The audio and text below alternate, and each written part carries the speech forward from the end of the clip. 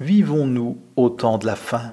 Cela peut sembler une question folle pour certaines personnes, mais quand on regarde ce qui se passe dans le monde, il n'est pas si difficile de comprendre pourquoi de plus en plus de gens se posent cette question.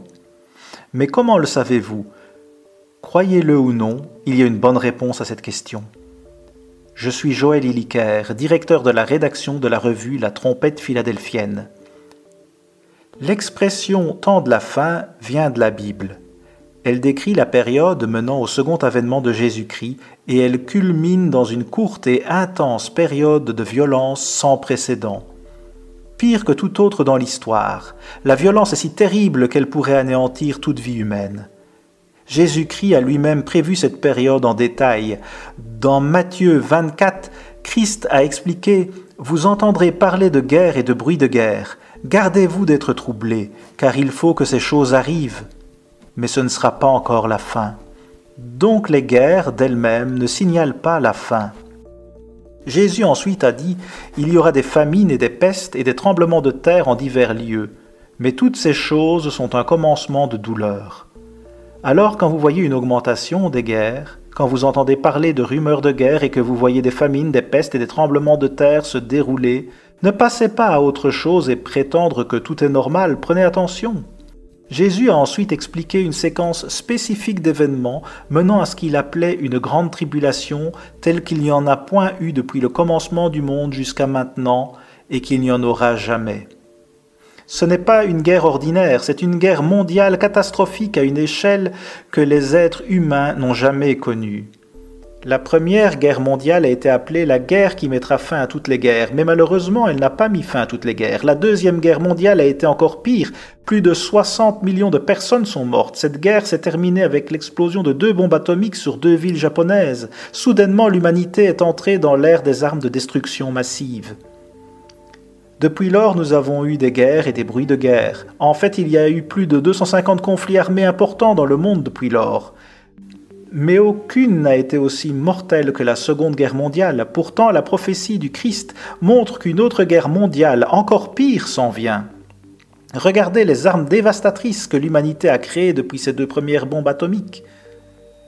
Des bombes qui peuvent incinérer les gratte-ciels, des pathogènes qui peuvent empoisonner des millions de personnes, des toxines si dangereuses qu'elles peuvent tuer même les armées qui les déploient.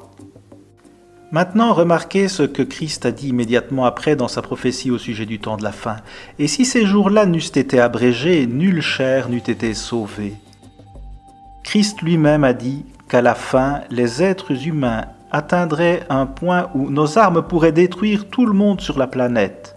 Cette prophétie aurait-elle pu se réaliser durant l'ère de l'arc et de la flèche, ou du mousquet et du canon, ou du char d'assaut, ou même de l'avion?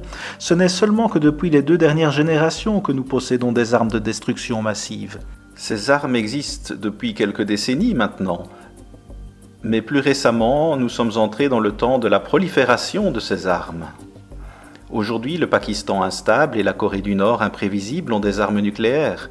Et l'Iran, l'État qui parraine les terroristes, est sur le point de les obtenir. Beaucoup d'anciens sites nucléaires soviétiques ont une sécurité relâchée et même des sites en Amérique et en Europe sont vulnérables au vol. De plus, nous vivons maintenant à l'ère de la terreur. Les terroristes ont prouvé qu'ils étaient prêts à utiliser toute arme sur lesquelles ils peuvent mettre la main, même si cela signifie commettre un suicide. Les gens peuvent penser que c'est extrême de dire que ces armes exploseront de notre vivant, mais regardez les événements mondiaux. Et vous savez que c'est vraiment extrême de dire qu'elles n'exploseront jamais. Et c'est une coïncidence que nous ayons maintenant exactement les types d'armes qui peuvent accomplir la prophétie de Jésus-Christ. Et c'est une coïncidence qu'elles prolifèrent et que le monde devient de plus en plus instable. Ou sont-elles les signes spécifiques que le Christ a donnés indiquant que nous vivons à la fin des temps? Mais rappelez-vous, Christ a dit que ces jours-là n'eussent été abrégés.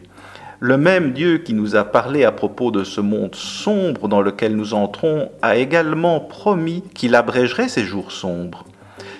Christ a dit que, aussitôt après ces jours de détresse, les gens verront le Fils de l'homme venant sur les nuées du ciel avec puissance et une grande gloire. La fin de ce monde mènera immédiatement au début d'un nouveau monde. Si vous voyez les dangers dans le monde autour de vous et si vous croyez la Bible, vous pouvez aussi savoir qu'il y a de l'espoir. Jésus-Christ est sur le point de revenir. Je suis Joël Illiker, merci pour votre attention. Christ a prophétisé en détail à propos des signes précédant le temps de la fin. Si vous voulez plus de preuves qu'il parlait à propos de notre temps aujourd'hui, voici un bon point de départ. Les 4 cavaliers de l'Apocalypse.